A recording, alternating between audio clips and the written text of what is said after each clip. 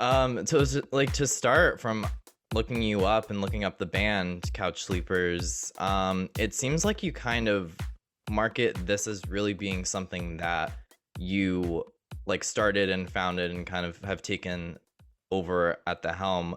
So would you say that you were kind of like the main person in this band, like the front man who does all of like, kind of everything, or does everyone in the band have different parts that they do to contribute to the whole process?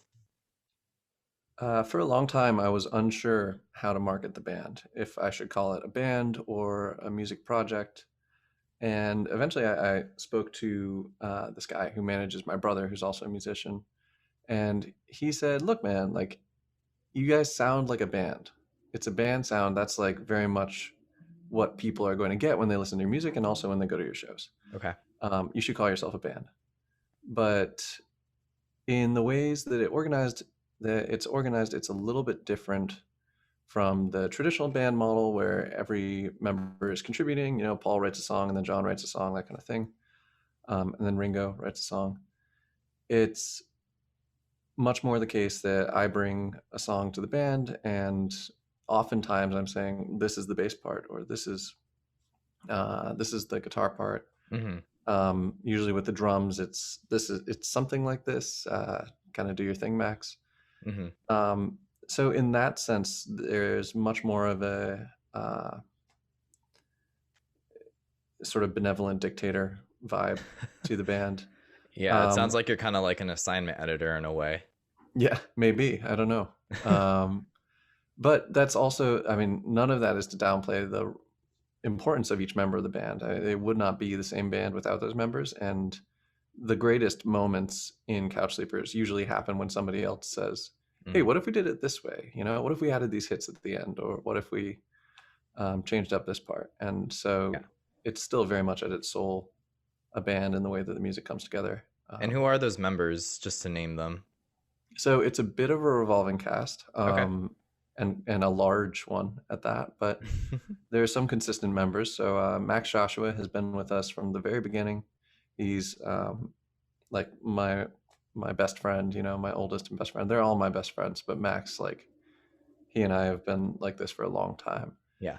And he plays drums. He's previously played bass, and he's also one of the greatest guitar players I've ever heard. So he can do anything, and so we just put him on the instrument that nobody else could do. And then we have Mike Nunzianti, who's another one of my very close friends from college. And Mike is he's one of those slide players that's going to be spoken about in the same breath as David Trucks and Blake Mills and Sonny Landreth. Like he's just I've never heard anybody who has such a clear and unique voice on an instrument in the way that Mike does. Often Mhm. you hear a guitarist and it's like, okay, this person is good at the guitar. They can play all the Hendrix stuff and they can play all the Stevie Ray Vaughan stuff. But Mhm. Mike, he totally has his own voice on the instrument, and it's informed by all these different things that Mike does. So Mike works in education and he works with nonprofit organizations in Latin America, and so he's always bringing in like, oh, what if I played this like a charango, or what if I Yeah. um, so he's a very inventive and creative player.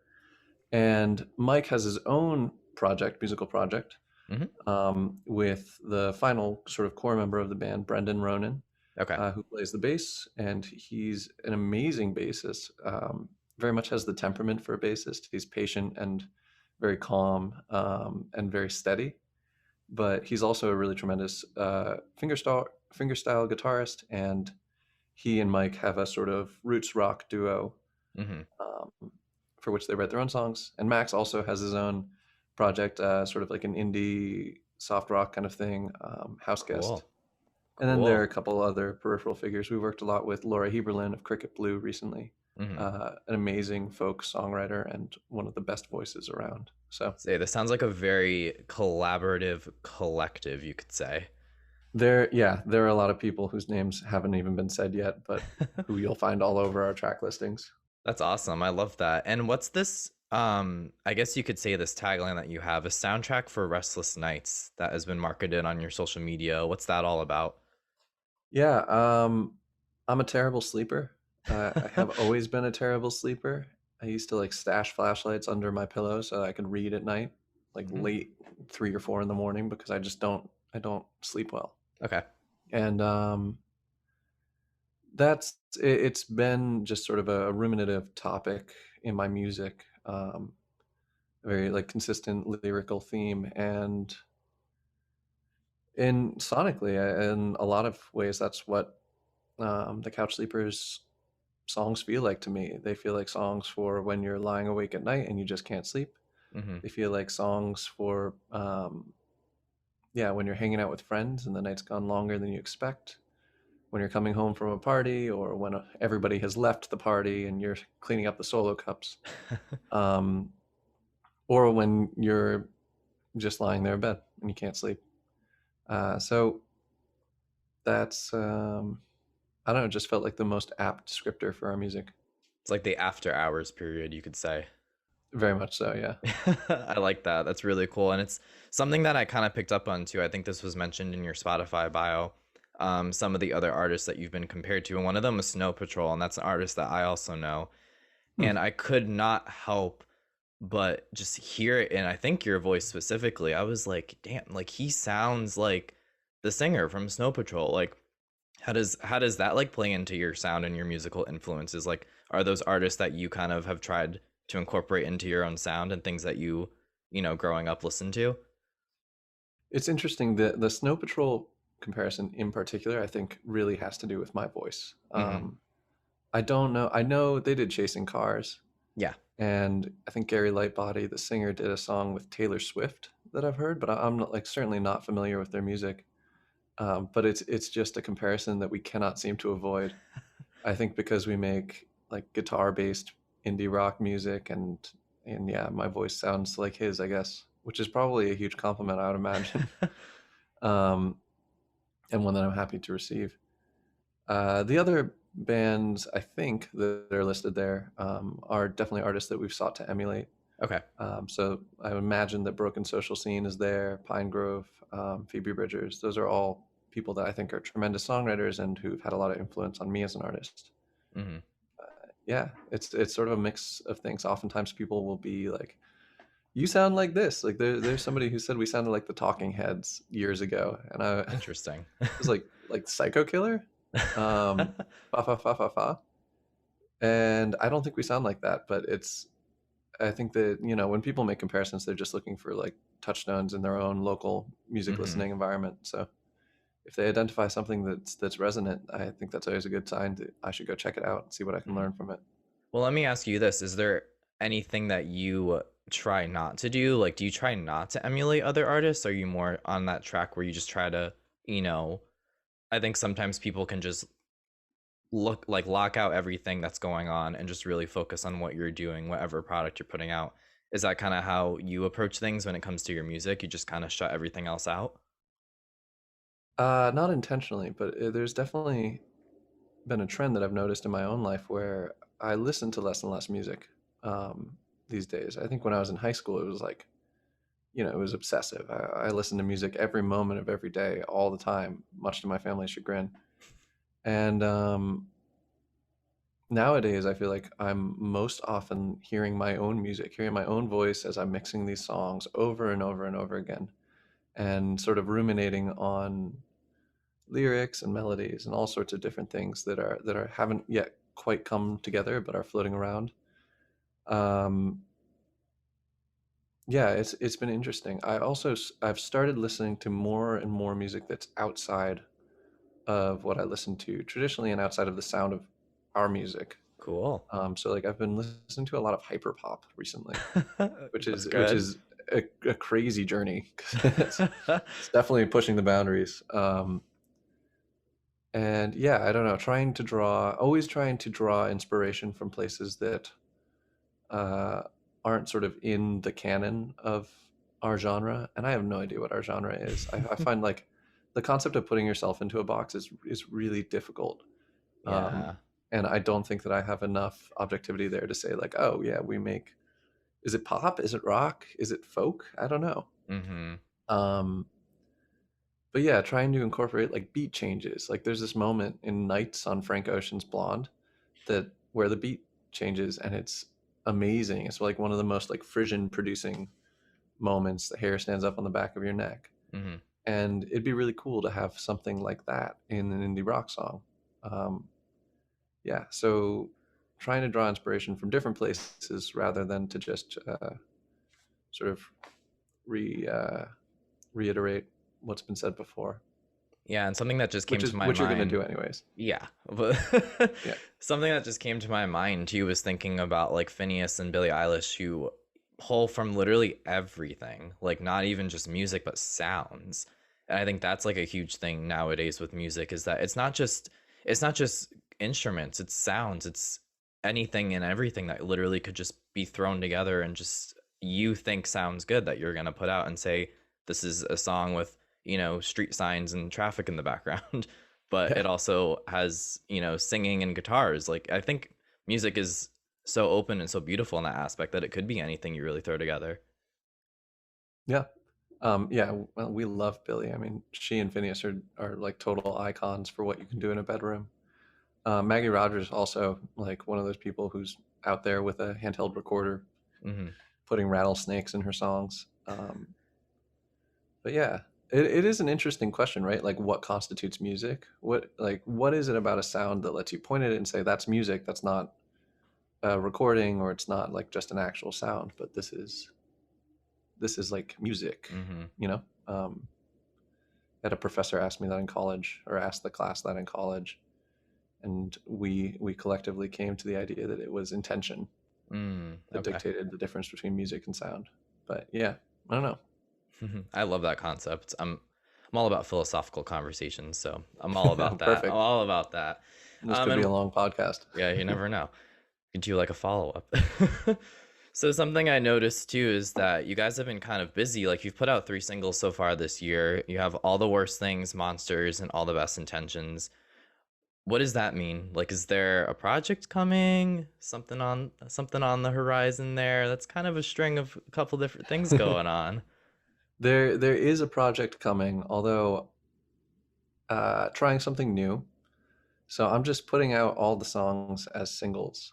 Hmm. Something that struck me about our first project was that we put out the first single and it did better than I could have hoped. And we put out the second one, it did even better than I could have hoped. And the third one, everything was growing. And then we put out the last album, and the album streamed more than I could have hoped based on how the last single had streamed.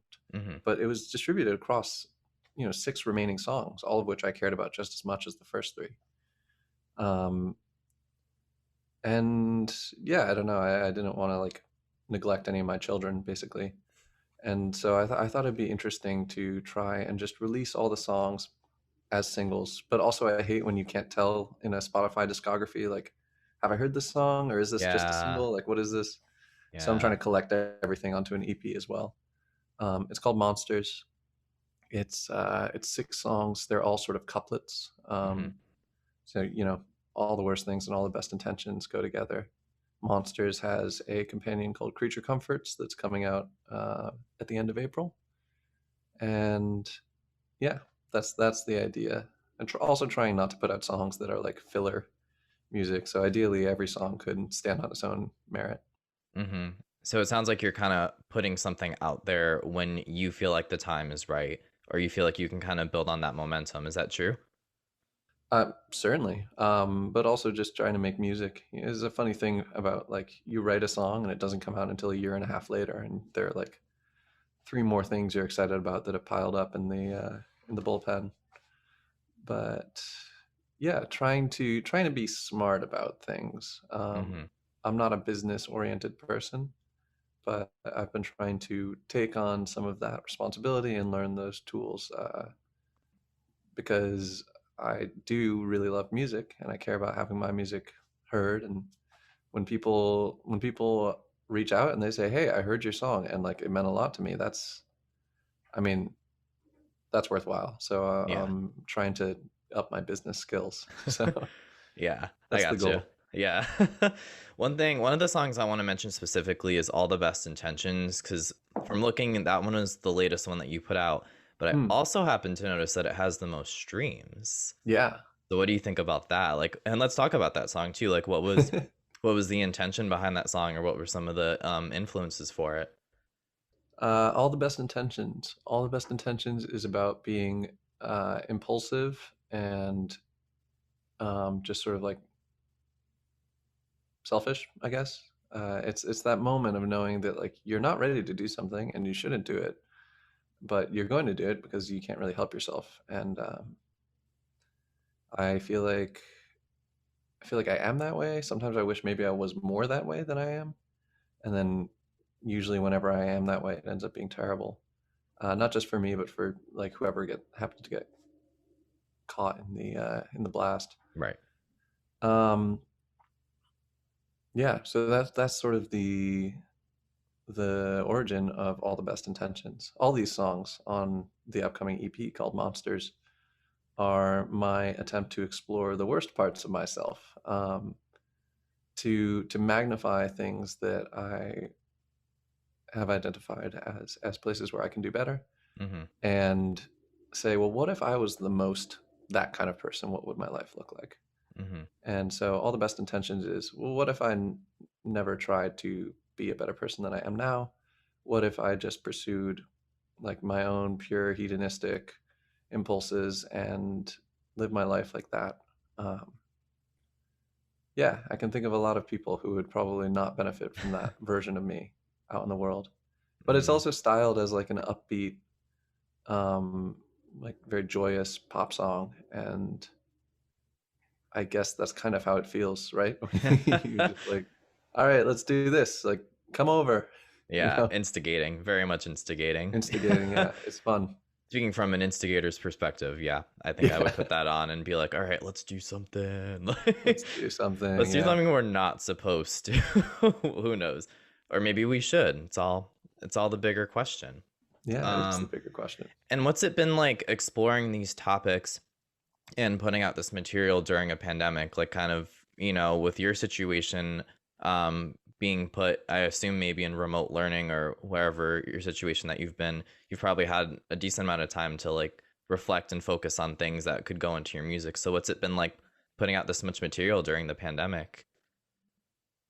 Actually, it's been quite hectic. I feel like the last 6 months of my life or so, I've been sort of like flying by the seat of my pants, but somehow still sort of flying, maybe just falling with style. Um, so you sort of alluded to this. For my day job, my living, I make my living as a graduate student in neuroscience, um, working towards my doctoral dissertation. And I just finally finished my proposal, which luckily went without issue.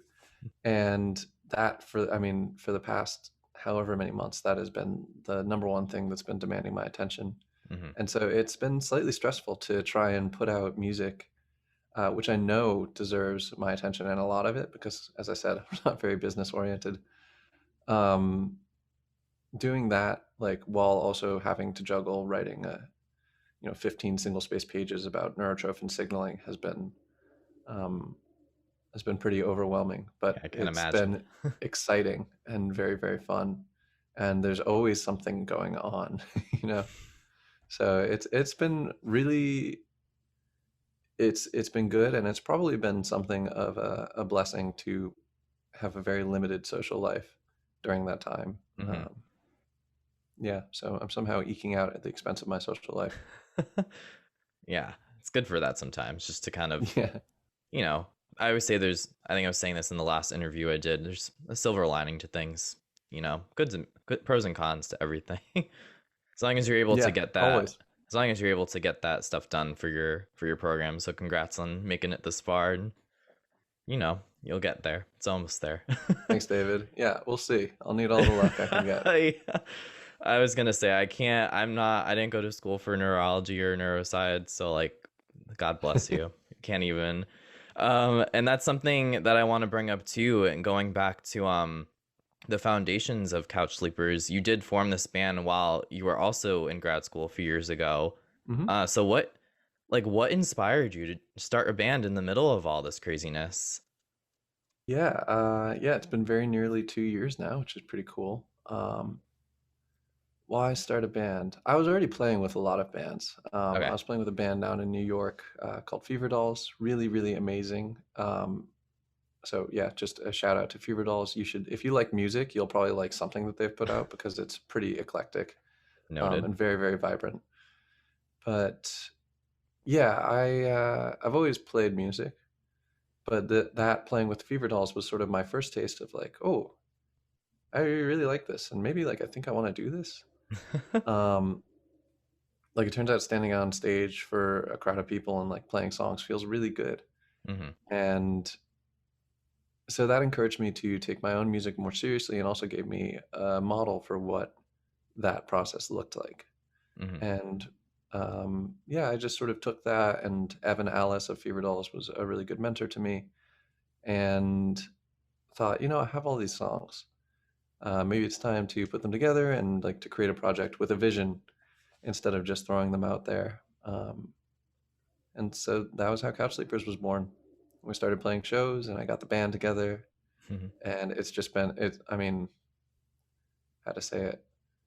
Like all of my favorite memories have had the band as a backdrop, whether it's the people or the shows themselves or any of those things. It's been one of the most rewarding things Great. in my life. Yeah, Awesome. That's great to hear. That's awesome. And it's you good. mentioned it earlier in the talk about your first project coming out, Only When It's Dark Out. That came out in 2019. What was going on at the time when you put that project out? Yeah, only when it's dark. What was going on? Are you asking what is the backdrop to that Yeah. album? Yeah, like obviously like I mentioned you were in school, so like where did you even have the time to like, even get into a studio or get into recording sessions with everybody, Like what was going on? Yeah, well, it was made easier by the fact that the studio is the room we're sort of looking at together now. I guess Right, not okay. both sitting in, but yeah, we record all our own stuff in my apartment here, which you Mhm. might be able to see if you're watching this. And yeah, it was just sort of working when we can and getting people in when we can. Um, and yeah, life is busy, but there's always time for music. At least I've been lucky to be able to make it a priority in my life and have people around me who are just as excited and willing to do that. Um, so it was always just a nice thing to come home to after a long day in the lab, or to spend a weekend on. I don't really play video games or like have any. I don't like properly have any hobbies that are not monetized now. So it's just music and art and doing that all the Mhm. time. Yeah, I feel that. I'm like the same way. I don't really have anything else going on besides probably watching Hulu and just listening to music, Yeah. outside of work. Going outside when it's nice out, all the good stuff. Yeah. All the good stuff to detach from the normal things, you could say. And what kind of reception did you get from Only When It's Dark Out? Like you kind of mentioned some of those songs took off more than you had expected. So what kind of feedback were you getting from people? It was really positive, which is amazing. Yeah, like the fact that anybody listened to it and found it meaningful is so much more than you ever hope, right? That's like the goal is make one person's day with a song, Hmm. and anything else is extra. Um, but yeah, I think the reception was really positive, and the community uh, in Burlington is really supportive, and we've been lucky through touring and through meeting lots of really great acts like the Q-Tip Bandits, who you just interviewed. Um, has let us grow that community and build a community around the band, and that's been really special. Somebody got a Couch Sleepers tattoo the other day. What like based on whatever I've got the Okay. or the opening track from Only When It's Dark. So yeah, Nice. it's been overwhelming and sort of um, it's been interesting to confront the idea that like what you're doing actually kind of matters. Hmm. Um, Not like necessarily in an existential sense, but like that it's having an impact on people out in the world that I would not have otherwise ever interacted with.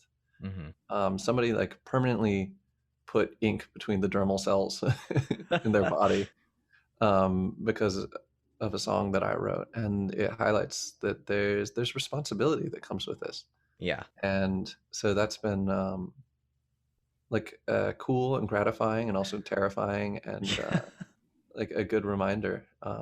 So shout out to Mackenzie who got that tattoo. She is far and away the biggest Couch Sleepers fan out That's there. awesome. She's awesome. Yeah. That's awesome. If I ever bring this show to a live component, I'm gonna have fans call in, and she would be one I would call in. Talk to That couch would be sleepers. amazing. Tell us about the tattoo, Mackenzie. We want to hear. And how are you able to develop connections with other acts in the area? Like you mentioned, the Q-Tips was a band that, we both knew mutually and put us in touch. So what other like contacts were you able to make? Because you also mentioned another band that was kind of like a mentor to you, or people that were mentors to you from that band. Yeah, a lot of it is just being out there and like making friends, really. That's how this happens, right? You play a show with somebody and then you become friends and they have other friends and now you're friends with that band. So like another band in the Boston area, Hush Club, um, came to our show and they're like, oh, we know these guys. Um, and we played a show with them and there really aren't that many people out there in the world. And then sometimes there are so many people out there in the world, but Mm. you you just run in the circle and you get to know people. I mean, I got connected with the Fever Dolls because I was out there playing music just sort of aimlessly. I was playing open mics and doing whatever. But people knew that I played the keys and they needed a keyboardist. And so, yeah, they reached out to me. We also went to the same college. So I think they're sort of aware of me. Hmm. Um, yeah. And so I joined up with Fever Dolls and turned it into this like really beautiful and crazy part of my life. And I was driving to New York every weekend to rehearse and play music with them from Vermont, which is like an 8-hour drive. Jesus. And but it was so worth it, you know. And because of that, I got to know other people from the Burlington scene because they're a Brooklyn band by way of Burlington. Hmm.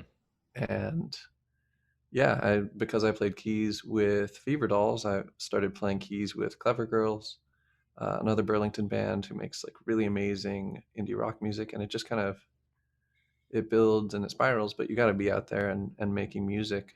Nobody would have ever asked me to play keys for them if I was just playing in my bedroom. Yeah. So I was taking that first step. I think is the key part.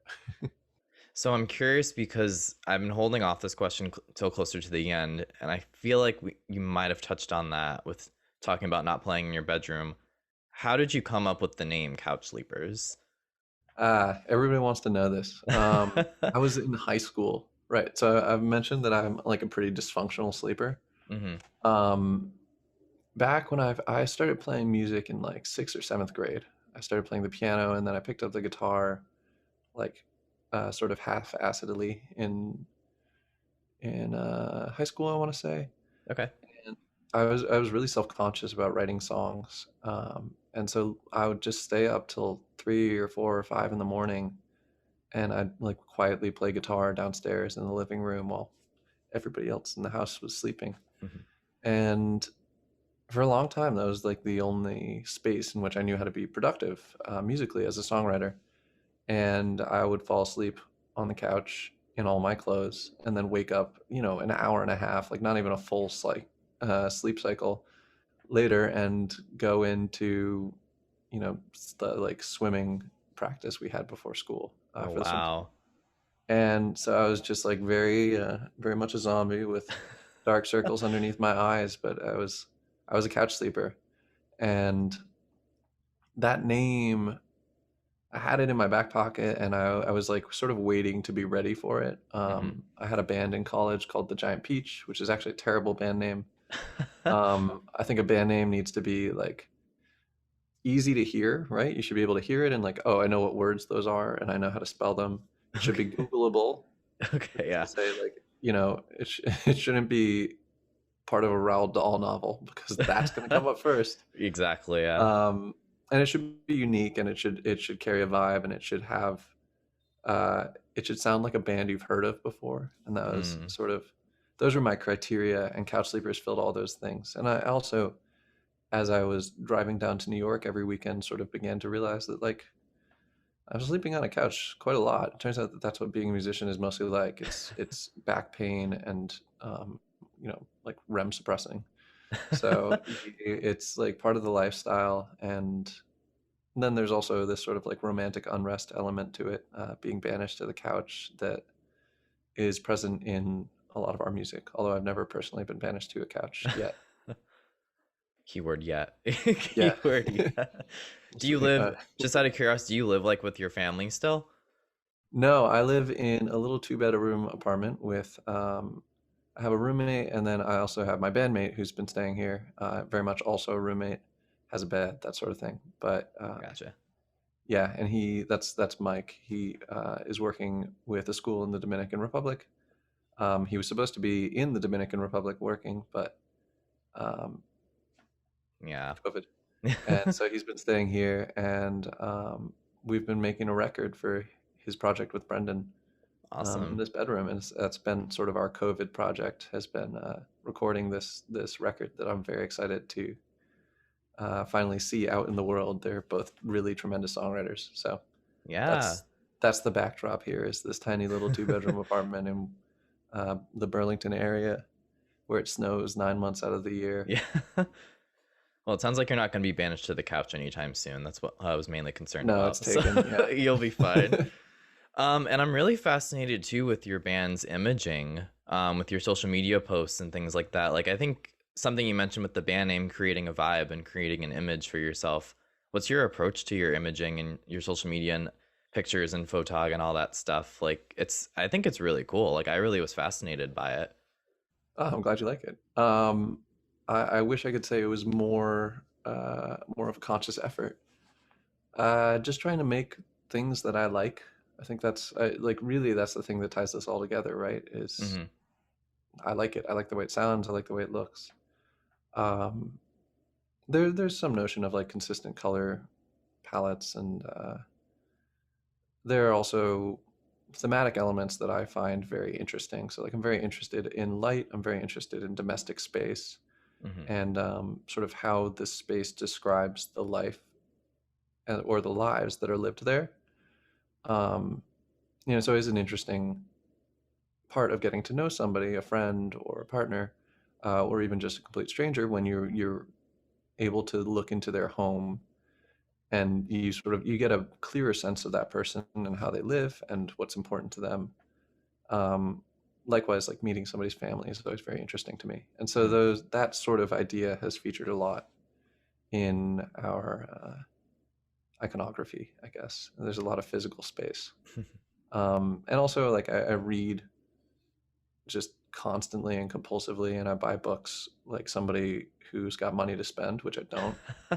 And yeah, they're just like piles of books all across this apartment. In fact, my nightstand has disappeared under one, and they've started to pile up on the floor behind me. So there are a lot of books too.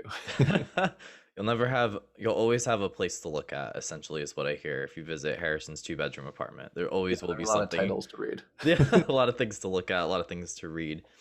And is there more of an intention behind this Diary of a Song kind of? I don't know if you would call it a series yet, because I think you've only put out a few, but I guess you could call Oh, it I a should do thread. another one of those. Just as a Um, reminder, yeah, here you go. Like, yeah. is that more of like an intentional thing that you've done? Yeah, there are various notions there. The real like driving one is just let's look behind the curtain together. Hmm. I mean, so growing up as somebody who wanted to make music, that was like the most important thing, was seeing like, oh, this is how a song gets made, and like this is what it's actually like. It doesn't just like spring up fully formed out of the I don't know, out of the sky or out of the like subconscious chaos. Like it's built incrementally, and their ideas, and some of them are good, but they still get thrown out, and a lot of them are bad.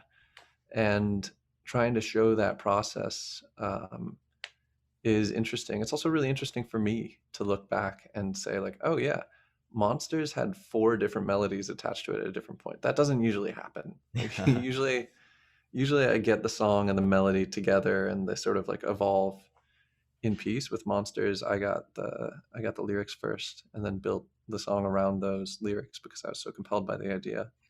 Um, so part of it's uh, to record how that song came into being, and to just keep a notebook around that. And then another part of it is to give some insight into what the music making process looks like for us, at least. I think people are interested in that. I hope they are. I am, And so yeah, good. So we got at least one. And as we said, everything else is a bonus. yeah. Um, and also, to be completely transparent, because this is another thing that people don't often talk about, it's good to be able to say, "Hey, did you hear our song yet? Like we put out a song," but not to just say like, "Did you listen to our song? Did you listen to our song? Listen to it again." That's um, that's a very R selected sort of way of going about things, Mhm. to bring in some biology. But if you can give somebody something of value and change the give them a fresh perspective with which to approach a piece of music, I think that's a lot more interesting. So Mhm. if somebody has heard our song and they like it and they've been listening to it, and then they can see like, oh, that's how he was playing, like that guitar part is weird, or this almost sounded like that. That's, I think it makes the song more interesting, and it also serves its purpose as a just general reminder to, hey, listen to our music, please. Yeah, shameless plugs. Shameless plugs, it's fine. Yeah, listen to our music, please. Yeah. And I'll just, on that note too, the concepts and knowing the context behind music and songs and albums and everything, it goes such a long way. Like it really does. Speaking from experience too, from doing something like this, it goes a long way. Yeah, I'm always so hungry for that. Whenever I find a new artist, I want to know everything. Yeah, I want to read the everything. titles on their bookshelf, you know. See what goes on in their mind, exactly. Exactly. Yeah. Well, Harrison, thank you so much. I really appreciate you talking about your, we'll call it the collective of couch sleepers. I think that's a good way for me to approach it. And Super organism. yeah, that too. And before I let you go, just let my listeners know where they can find you, find your music, social media, all that good stuff. Yeah. Thank you so much to everybody who's tuned in. So we're Couch Sleepers. If you search Couch Sleepers on any social media platform that we're on, you'll find us. But the main ones are Instagram, Spotify, and yeah, if you're interested in seeing what's going on behind the scenes, and also taking a a wider look into my life and the things that I think about and that sort of thing, I encourage you to go follow us on TikTok, which is a new and baffling social media platform that I don't totally understand yet. But yeah, I talk about the books that I'm reading and the implications of certain neuroscience research and just basically anything that I'm thinking about. Sometimes I talk about grammar. So please come join us there as well. And thank you guys for tuning in. And thank you, Cool, David, cool. for having us. Of course. Awesome. Thank you so much.